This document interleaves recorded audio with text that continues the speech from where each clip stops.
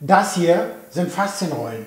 Die kennt fast jeder. Aber wie man die richtig bedient, das zeigen wir dir heute. Die 4 häufigsten Fehler, die gemacht werden, erklären wir dir. Wir geben dir konkret eine Anleitung, wie das richtig funktioniert, um am Ende auch Erfolg damit zu haben, weil sonst machst du es im Zweifel nur schlimmer.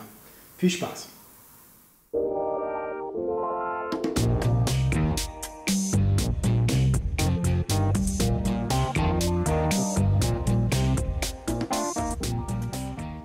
Ist es eigentlich schädlich, wenn wir Hartschaumrollen benutzen?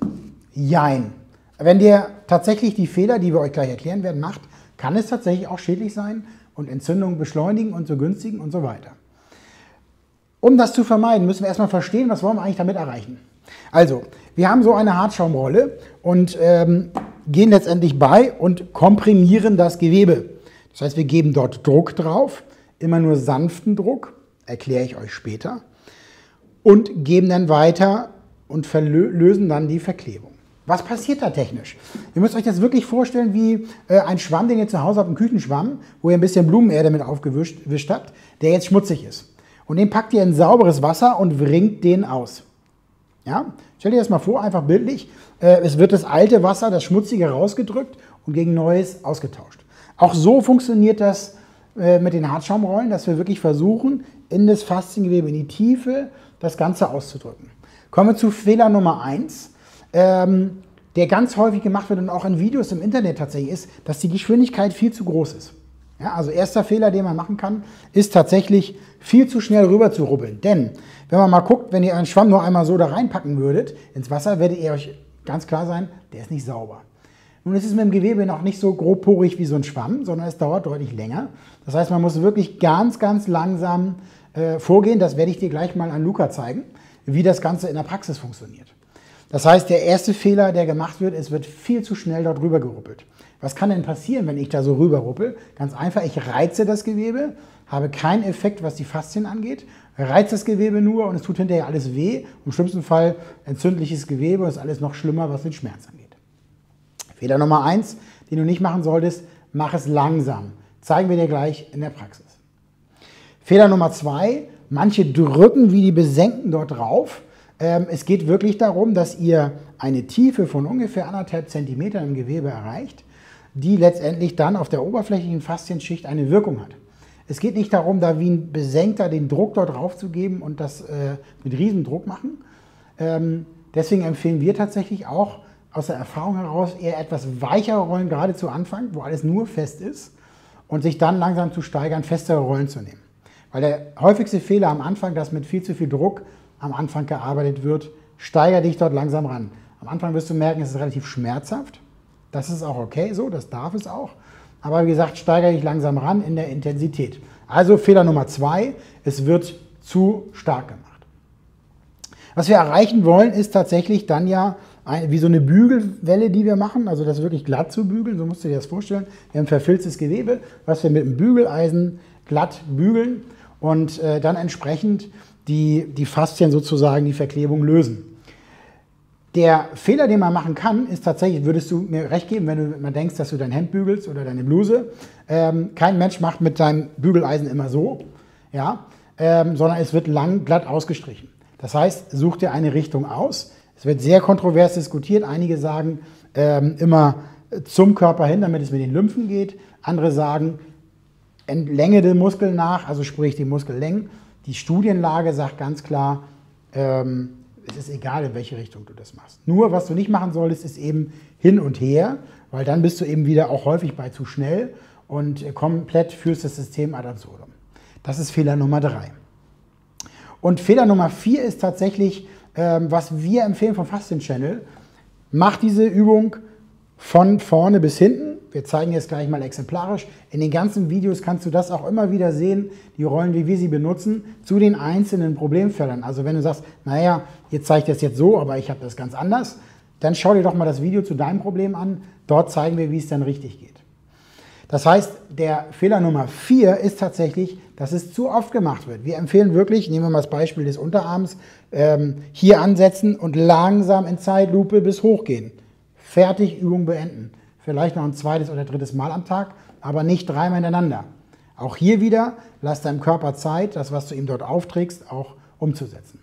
Das waren jetzt die 4 Fehler in Kurzform. Und jetzt zeigen wir dir mal an Luca, wie das in der Praxis funktioniert. Auf geht's! So, wir sind jetzt mal hier auf dem Fußboden und zeigen dir jetzt in Echtzeit mal, wie sowas abläuft. Du wirst dich wundern, wie langsam sowas ist. Luca, sei mal so lieb, wir wollen jetzt deine Außenseite vom Oberschenkel einmal abarbeiten. Auch was diese sogenannte Hosennaht, die Lateralfaszie, die echt Probleme macht. Stichwort Hüftprobleme, ja, oder auch Knieprobleme. Das kann sehr relevant sein. Du pushst dich hoch, guckst, wo ist hier mein Knochen, gehst bis kurz unterhalb des Knochens und gibst jetzt ein bisschen Druck drauf, also verlagerst dein Gewicht drauf. Und schiebst dann eben langsam dich mit dem Oberkörper durch und kommst dann irgendwann an einen Punkt, wo es weh tut. Niemals schneller als so, ja. In der Geschwindigkeit und hast schon die ersten Punkte, die doof sind. Pausieren, dort bleiben. Was passiert dort? Wir sind jetzt an einem Punkt, an einer Verfilzung, ja, an einer Verklebung, wo die Faszie verklebt ist. Und jetzt warten wir, bis die einschmilzt. Und jetzt geht es weiter, wenn die eingeschmolzen ist, und dann kommt ihr an die nächste. Wenn ihr da ein konkretes Problem habt, dann braucht ihr tatsächlich von da bis da oben locker mal 6, 7, 8 Minuten. Nimm dir die Zeit. Fehler Nummer 1, viele machen das viel, viel zu schnell. Ja, ihr müsst dem Gewebe Zeit geben, damit es das machen kann. Und arbeite mit dem Körper und nicht gegen den eigenen Körper. Dann machst du wirklich Probleme und dann ist es immer so schön, wie man in Foren liest, ist das Rollen eigentlich gefährlich. Ja, dann kann es tatsächlich das Ganze noch verschlimmern, wenn man es falsch macht. Ja, wenn man es richtig macht, dann ist es was ganz anderes. Genau, musst ein bisschen nachgeben, ne? Und dann rollst du eben und machst immer Pausen an den Stellen, wo was ist. Fehler Nummer 1 war zu schnell, Fehler Nummer 2 zu stark. Die Intensität ist hier genau richtig. Man kann sie anpassen, ne, indem man sich einfach ein bisschen mehr oder weniger hochdrückt. Und man merkt schon, das ist schon unangenehm. Ne? Schon, ja. Das ist schon echt knackig und ja, genau. Auch hier eine Richtung auslegen. Wir haben jetzt tatsächlich die Richtung Herz, also entlang der Lymphe gewählt. Nicht hin und her ruppeln, das ist nicht das. Und wir machen die Übung ein einziges Mal, dann pausieren wir für mehrere Stunden, also sprich morgens einmal, dann mittags und abends vielleicht. Ja? Ich mache mal ein bisschen Platz, damit ich hier nicht in die Quere komme. Und ist richtig anstrengend, ne? Ja, ist schon hart. Ist hart, genau. Ich kann dir versprechen, wenn du das häufiger machst, wird es nur am Anfang so gemein sein, weil es wird relativ schnell besser. Also wenn der Luca jetzt in ein paar Stunden das nochmal machen würde, wäre es längst nicht mehr so schlimm. Ja? Das ist das Schöne am Rollen. Wenn ihr das konsequent macht und korrekt durchführt, dann werdet ihr relativ schnell merken, es wird besser.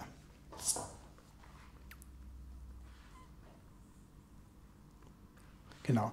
Hier haben wir jetzt ein Areal, was nicht ganz so schmerzhaft ist. Da kann man natürlich dann auch ein bisschen schneller und gleichmäßiger rüberrollen. Aber sobald ein Punkt kommt, der wieder wehtut, pausieren, warten, bis das Gewebe einschmilzt und dann weiterrollen.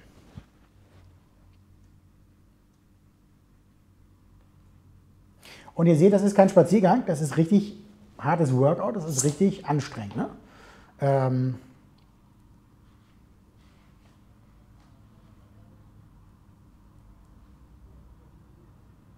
Das ist eine gemeine Stelle, ne? Genau. Und ihr rollt so lange von Knochen bis zu Knochen, ja, auf der Faszie, bis im Prinzip hier euch der äußere Rollhügel von dem Außenteil der Hüfte, am äußeren Becken sozusagen, euch rausschmeißt. Weil ihr kommt dann auf den Knochen, darüber wollen wir nicht rubbeln. Da kann man nichts kaputt machen. Also leicht bricht so ein Knochen nicht. Aber es ist halt äußerst unangenehm, deswegen sollte man das nicht tun. Und deswegen hören wir dann auf, den Druck rauszunehmen. Wenn du gleich an dem Punkt bist, merkst du das, gehst du einfach raus, lässt den Druck weg. Super, klasse, ja. Das war's jetzt, so lange dauert das. Die meisten sehen das auch in anderen Videos viel, viel schneller. So lange dauert das, um einmal von da nach da zu arbeiten. Und es kann sein, dass es bei dir noch viel schmerzhafter ist und noch länger dauert. So what, dann ist es am Anfang so. Ja? Aber wichtig, nimm dir die Zeit, damit das Gewebe auch mitkommen kann. Weil nur wenn du die Verklebung löst, dann ist es im Prinzip so, dass die auch wirklich wieder frei ist. Weil was bringt es dir, wenn du darüber rollst, aber die Verklebung löst sich nicht? Dann hast du nichts erreicht, dann kannst du die Übung auch schenken.